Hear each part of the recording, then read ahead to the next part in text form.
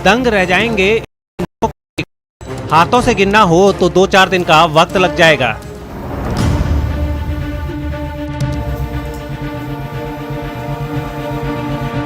Note गिनने वाली मशीनों को भी इन्हें गिनने में कई घंटे लग गए और जब हिसाब मिलाया गया तो ये रकम 4 करोड़ 19 लाख की निकली। टेबल पर रखे 4 करोड़ 19 लाख की इस रकम के बारे में बता दें कि ये रकम जयपुर कमिश्नरेट पीसीएस की टीम ने मंगलवार को एक ही जगह से बरामद की थी और जांच के दौरान ये पता चला कि ये रकम सट्टेबाजी में लगाई हुई रकम है और इस सट्टेबाजी के तार दुबई से जुड़े हुए हैं।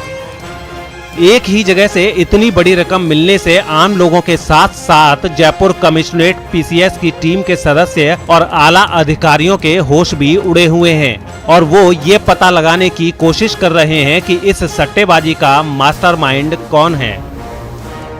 इतनी 4 करोड़ 20 लाख के समथिंग की राशि को लेकर के और ये बुकीज के पास पहुंचाने वाला है, ये लीड पहले से प्राप्त थी। उसको डेवलप करते हुए सीएसटी टीम और थाना कोतवाली पुलिस वहां पहुंची।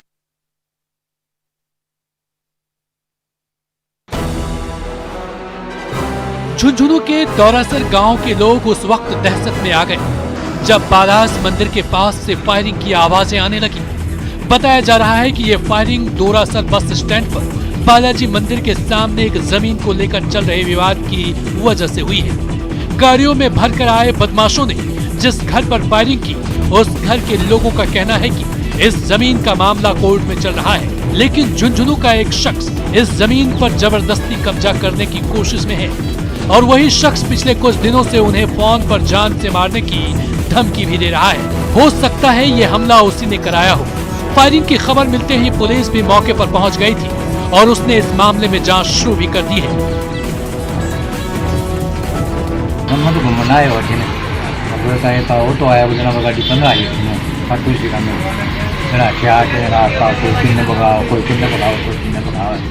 वहाँ पर एक 12 बोर का खाली खोखा पड़ा था जो कबला पुलिस में लिया गया। मौके पे कोई गाड़ियां, कोई व्यक्ति नहीं मिला। गंगापुर सिटी में फिर एक बार कुछ लड़के की मनचलों ने पिटाई की है, साथ ही उन्हें जान से मारने की धमकी भी दी है। यहाँ इस तरह की वारदात रोज की बात हो गई है। बताया जा रहा है कि गंगापुर सिटी में हायर सेकेंडरी स्कूल के आसपास कुछ मनचले आती जाती लड़कियों और महिलाओं पर फप्तियां कसते रहते हैं और कई बार तो ये अश्लील हरकत पर उतर आते हैं और जब कोई इन मनचलों का विरोध करता है तो वो उसके साथ मारपीट करने लगते हैं। इस बार भी जब कुछ लड़कों ने मनचलों को फप्तियां कसने पर रोका तो पिस्टल निकालकर उनके साथ मारपीट करने लगे। जब कुछ और लोग जमा हो गए तो मनचले पिस्टल लहराते हुए भाग निकले और जाते जाते जान से मारने की धमकी दे गए। आज वो खुद भी आया और 2 बार लड़कों को लेके आया और एक जो लड़का है सिद्धार्थ नाम है उसका, वो पिस्टल लेके आया और हमारे टीम के जो अनिल जी उनको पिस्टल दिखाई उसने। और एक लड़का है हमारे ग्रुप में, उसके ऊपर डंडे से वार किया, उसको मारा। इस मारपीट की खबर सुनकर पुलिस मौके पर पहुंची और मामला शांत कराने की कोशिश की। इसके बाद जब पीड़ित लोग मामला दर्ज कराने कोतवाली पहुंचे तो उनकी शिकायत सुनने की जगह पुलिस उन्हें ही समझाने में लग गई। पुलिस के इस रवैये की वजह से यहाँ मनचलों की करतूत बढ़ती जा रही है।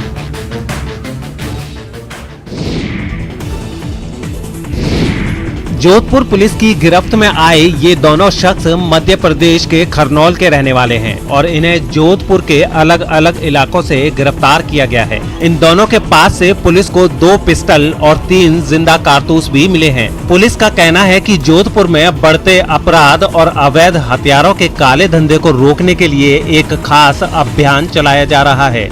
इसी अभियान के तहत बाहर से आने वाले लोगों पर कड़ी नजर रखी जा रही है। इसी दौरान जब इन दोनों लोगों की स्थिति संदिग्ध मिली तो इन्हें चेक किया गया और इनके पास से हथियार मिले। इसके बाद इन्हें गिरफ्तार कर लिया गया।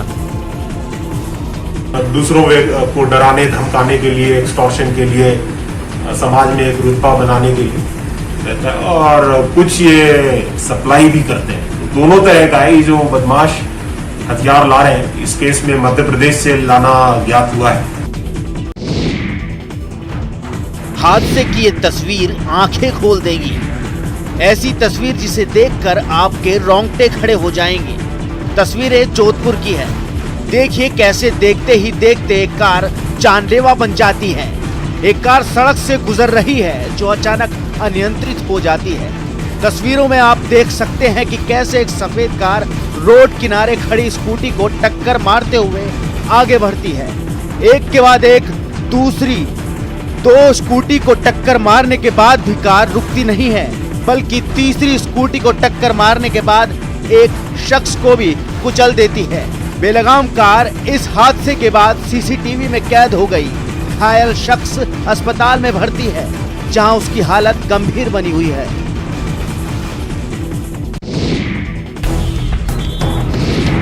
अलवर पुलिस अब सीसीटीवी के जरिए पूरे शहर की 24 घंटे निगरानी कर रही है। अब हाई कमांड में बैठे बैठे शहर के 15 किलोमीटर एरिया पर चप्पे चप्पे पर नजर रखी जा रही है। अलवर पुलिस का कहना है कि अलवर शहर में अपराधियों पर लगाम लगाने के लिए 450 कैमरा लगाने का प्लान है, जिसमें 225 कैमरे लगाए भी जा चुके हैं और इनसे निगरानी का काम भी शुरू हो गया है। जो कैमरे लगाए गए हैं उनमें से 14 PTZ कैमरे हाई रिजोल्यूशन वाले हैं, जो 500 मीटर तक साफ तस्वीरें ले सकते हैं। 168 कैमरे लाइव तस्वीरें देखने के लिए लगाए गए हैं। 57 कैमरे लोकल चीप रिकॉर्डिंग के हैं, जिनमें रिकॉर्ड फुटेज की समय समय पर जांच की जाती है। अलवर राजस्थान के अपराध ग्रस्त जिलों में सबसे टॉप पर है। यही वजह है कि यहाँ चप्पे चप्पे पर सीसीटीवी लगाए जा रहे हैं, ताकि बढ़ते अपराध पर लगाम लगाया जा सके।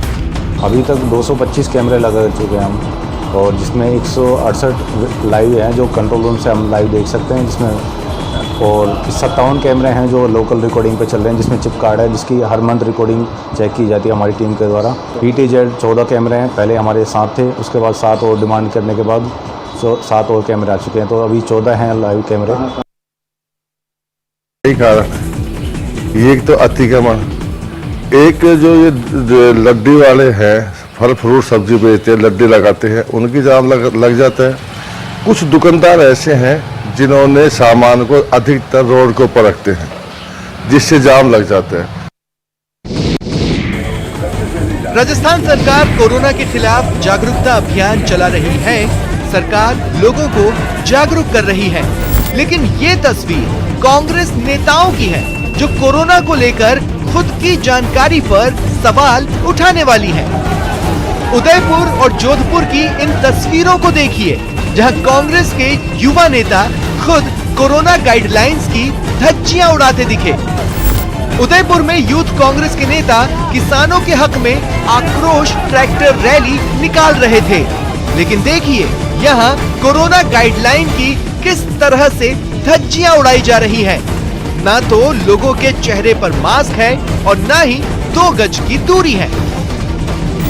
कुछ ऐसी ही तस्वीर जोधपुर की भी है, जहां कान फाड़ू डीजे के बीच भारी भीड़ सोशल डिस्टेंसिंग की अवहेलना करते हुए आगे बढ़ रही है।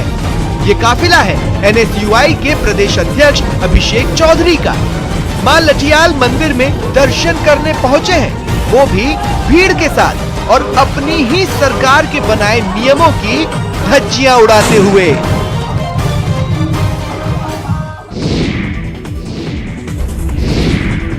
यूपीएससी ने कॉर्पोरेट अफेयर्स मंत्रालय के लिए कंपनी प्रोसिक्यूटर के पद पर भर्ती के लिए विज्ञापन क्या निकाला। मीना बनाम मीणा का मुद्दा फिर विवादों में आ गया और सीएम अशोक गहलोत ने इस मुद्दे पर न केवल ट्वीट की बौछार कर दी, बल्कि केंद्र को चिट्ठी लिखने की बात भी की। दरअसल यूपीएससी के विज्ञापन के मुताबिक कंपनी प्रोसिक्यूटर के लिए सिर्फ मीना को ही योग्य माना गया है, जबकि मीणा को आरक्षण के लाभ वाली श्रेणी से बाहर रखा गया है और इसी वजह से ये विवाद गर्मा गया है। आपको बता दें कि इस मुद्दे को लेकर हाईकोर्ट में भी कई रिट याचिकाएं डाली गई हैं, जिस पर मुख्य सचिव ने हाईकोर्ट में शपथ पत्र देकर स्पष्ट किया था कि मीना और मीणा दोनों एक ही जाति हैं, इनमें केवल सैंपलिंग का अंतर है। राजस्थान में इस मुद्दे पर कोई विवाद नहीं है, लेकिन इसके बाद भी राजस्थान में मीना और मीणा दोनों नाम वाली जातियों के जाति प्रमाण पत्र जारी होते रहते हैं और इसी वजह से पूरा विवाद खड़ा होता रहा है। इस मामले में 2018 में राज्य सरकार की ओर से केंद्र के जनजातीय कार्य मंत्रालय को पत्र लिखा गया था, जिसका केंद्र सरकार ने अभी तक जवाब नहीं दिया है और एक बार फिर सीएम गहलोत ने खत लिखने की बात कही है। प्रदेश कांग्रेस में अब विधायकों को भी मंत्रियों की तर्ज पर जन सुनवाई करने का टास्क मिलेगा। कांग्रेस विधायकों को अब ब्लॉक स्तर पर नियमित रूप से जन सुनवाई करके स्थानीय समस्याओं का समाधान करना होगा। इस जन सुनवाई में स्थानीय अधिकारी और कर्मचारी भी मौजूद रहेंगे। कांग्रेस की इस व्यवस्था को आगामी समय में आने वाले पंचायती राज के जिला परिषद और पंचायत समितियों के चुनावों से भी जोड़कर देखा जा रहा है, ताकि पार्टी आम आदमी के बीच अपनी पैठ को मजबूत कर सके। कांग्रेस के प्रदेश प्रभारी अजय माकन से इस संबंध में निर्देश आ चुके हैं और अब जल्द ही सभी कांग्रेस विधायकों को जन सुनवाई के लिए विस्तार से कार्यक्रम और SOP बनाकर भेजने की तैयारी की जा रही है। इस मामले में कांग्रेस प्रदेश अध्यक्ष गोविंद सिंह डोटासरा ने कहा कि जिले के प्रभारी मंत्री जिलों में जन सुनवाई करके समस्या का समाधान करेंगे। इसकी शुरुआत हो चुकी है। अब ब्लॉक स्तर पर समस्या का समाधान हो, इसके लिए हर विधायक अपने ब्लॉक के अफसरों के साथ जन सुनवाई करेगा। अखिल भारतीय कांग्रेस कमेटी के महासचिव अजय माकन जी ने कहा कि मैं पहले फीडबैक लूं, उसके बाद में कार्यकर्ताओं की जो भावना आती है उसके मुताबिक हम लोग संगठन का निर्माण करें, जिससे कार्यकर्ता को यह महसूस हो कि हाँ, जो संगठन बना है उसमें मेरी भागीदारी है, मेरी राय ली गई है और मैंने जो कहा है उसको समाहित किया गया है। केंद्र सरकार के 3 कृषि कानूनों को लेकर राजस्थान की सरकार ने पंजाब की राह पर चलने के लिए रणनीति तैयार की, तो बीजेपी गहलोत सरकार पर हमलावर हो गई। गहलोत कैबिनेट की मुहर के बाद राजस्थान सरकार भी केंद्र सरकार की कृषि संबंधी नए कानूनों के खिलाफ विधेयक लाने की योजना बना रही है, जिसके लिए जल्द ही विधानसभा का सत्र बुलाया जा सकता है। मुख्यमंत्री जी ने कल कैबिनेट ने अधिकृत कर दिया कि वो जो जब चाहें माननीय विधानसभा अध्यक्ष जी से बात करके विधानसभा बुला लें। हालांकि बीजेपी कृषि कानूनों के समर्थन में खड़ी है।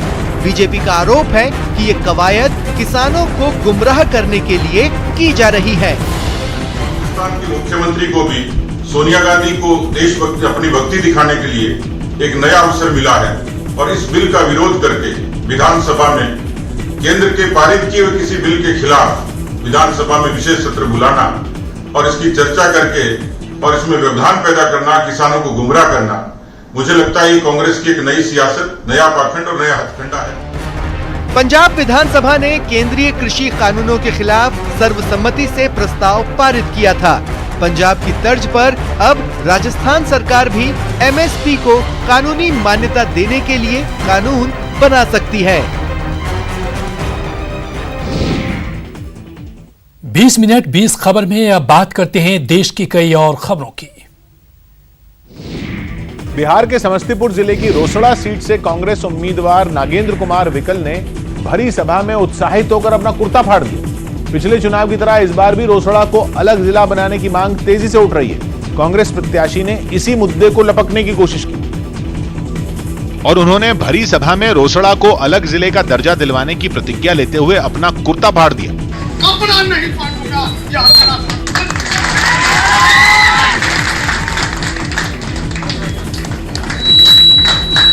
नागेंद्र कुमार विकल वहां अपने कार्यालय के उद्घाटन के लिए पहुंचे थे। उद्घाटन के बाद वो मंच पर खड़े होकर भाषण दे रहे थे और इसी दौरान बातों ही बातों में उन्होंने रोसड़ा को अलग जिले का दर्जा दिए जाने का मुद्दा उठा दिया। यही नहीं, उन्होंने इस मांग के पूरी होने तक केवल धोती पहनने की प्रतिज्ञा ले डाली, जिसके बाद उन्होंने आओ देखा ना ताओ और फिल्मी अंदाज में सबके सामने अपना कुर्ता फाड़ने लगे। जब तक रोसड़ा को जिला घोषित नहीं करूंगा, जब तक मैं केवल धोती पर जिंदगी बिताऊंगा, कपड़ा नहीं पहनूंगा।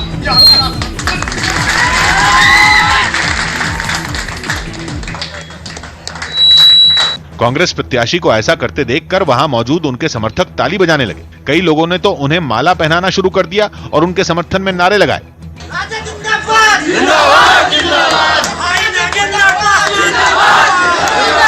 रोसड़ा को अलग जिला बनाने की मांग 1998 से ही उठ रही है। यही वजह रही कि पिछले कई चुनावों की तरह इस बार के चुनाव में भी ये मुद्दा छाया हुआ है, जिसे भुनाने के लिए प्रत्याशी अलग अलग चुनावी हथकंडे अपनाते दिखे। बिहार विधानसभा चुनाव के लिए जारी घमासान के बीच बीजेपी ने अपना चुनावी गीत जारी किया, तो जवाब में कांग्रेस भी महागठबंधन सरकार बनाने के लिए नया वीडियो लोगों के सामने ले आई। बिहार में 28 अक्टूबर को पहले चरण की 71 सीटों के लिए वोटिंग होनी है और वोटिंग से पहले बिहार चुनाव में सुरीला सियासी संग्राम छिड़ चुका है। फिर से बीजेपी पे आशीर्वाद बनाओ ये भैया, अपने एनडीए के संगे कदम बढ़ाओ ये भैया।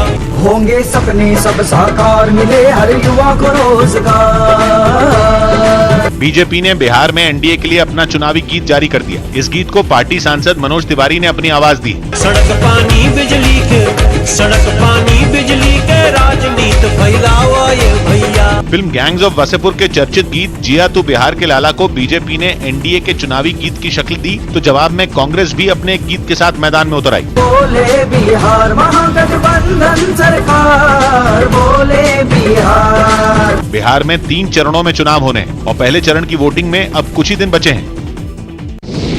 दिल्ली में बढ़ते प्रदूषण को कम करने के लिए केजरीवाल सरकार ने एक नए अभियान की शुरुआत की। दावा किया गया कि रेड लाइट ऑन गाड़ी ऑफ नाम के इस अभियान से दिल्ली में गाड़ियों से होने वाले प्रदूषण में 15 से 20% तक की कमी आ सकती है। यही वजह रही कि दिल्ली सरकार ने बड़े पैमाने पर इस अभियान की शुरुआत कर दी। भीड़ भाड़ वाले चौराहों पर कर्मचारियों और सिविल डिफेंस के लोगों को तैनात कर दिया गया। दिल्ली यूनिवर्सिटी के पास के एक चौराहे पर सिविल डिफेंस से जुड़ी कुछ महिलाएं गाड़ियों को बंद रखने की अपील करती दिखी।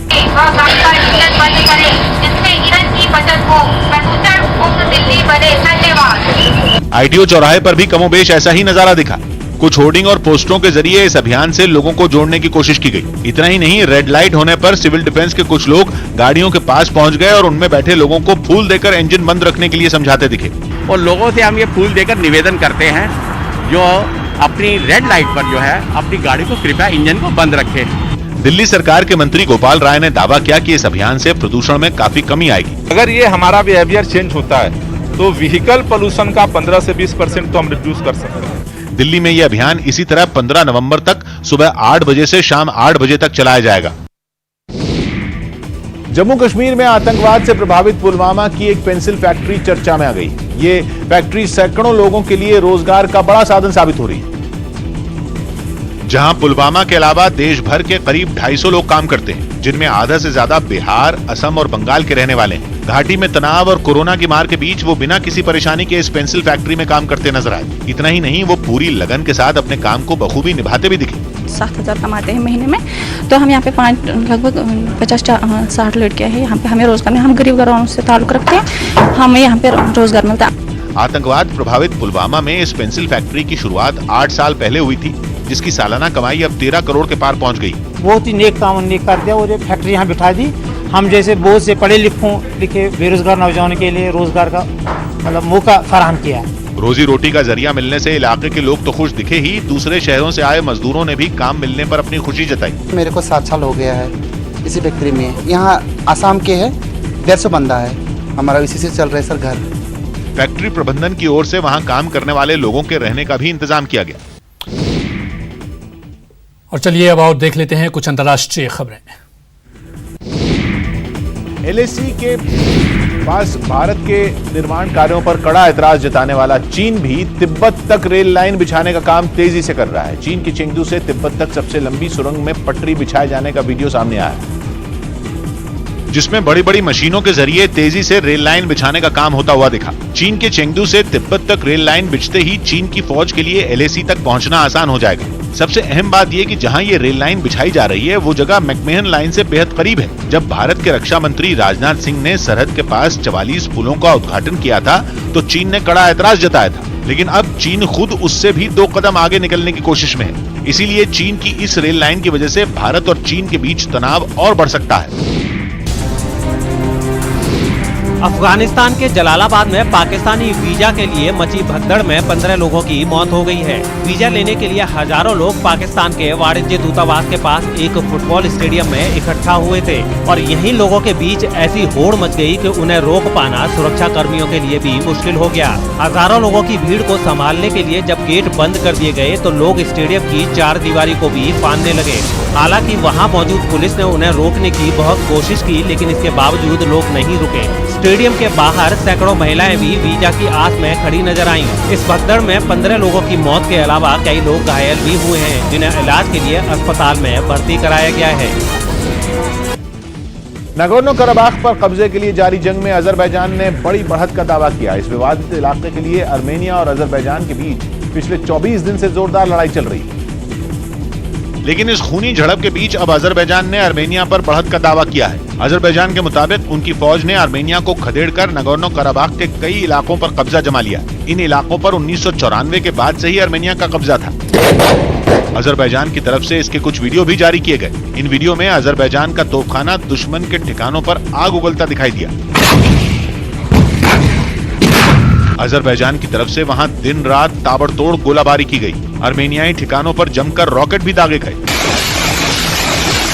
अजरबैजान ने दावा किया कि इस हमले में अर्मेनिया को भारी नुकसान पहुंचा और उसके सैनिक पीछे हटने को मजबूर हो गए। Düşman dövüş meydanında Azerbaycan ordusunun gücünü görür. Biz öz torpağımızda vuruşuruz. Azerbaijan ने अर्मेनियाई सैनिकों के कब्जे से भारी तादाद में हथियार और बख्तरबंद गाड़ियां बरामद करने का भी दावा किया। दक्षिण इजराइल के खान यूनिस में सेना ने दुश्मनों की एक सुरंग पकड़ने का दावा किया। इस सुरंग को कई मीटर तक तैयार भी कर लिया गया था, लेकिन उसके पूरा होने से पहले ही वो इजराइल की सेना की नजर में आ गई, जिसके बाद जवानों ने पूरे इलाके को चारों तरफ से घेर लिया और उसे तबाह करने की कार्रवाई शुरू कर दी।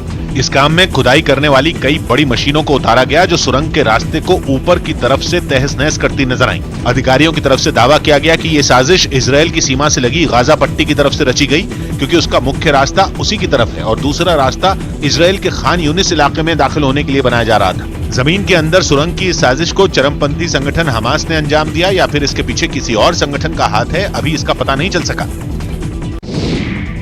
अमेरिका की कार बनाने वाली कंपनी एसएससी ने दुनिया की सबसे तेज कार बनाने का दावा किया। इससे पहले यह रिकॉर्ड बुगाटी कंपनी की शिरॉन कार के नाम था, जिसने 490 किलोमीटर प्रति घंटा की रफ्तार हासिल की। लेकिन एसएससी की इस नई कार ने बुगाटी को काफी पीछे छोड़ दिया। कुछ सेकंड के अंदर ही इस कार ने करीब 532 किलोमीटर प्रति घंटा की रफ्तार हासिल कर ली।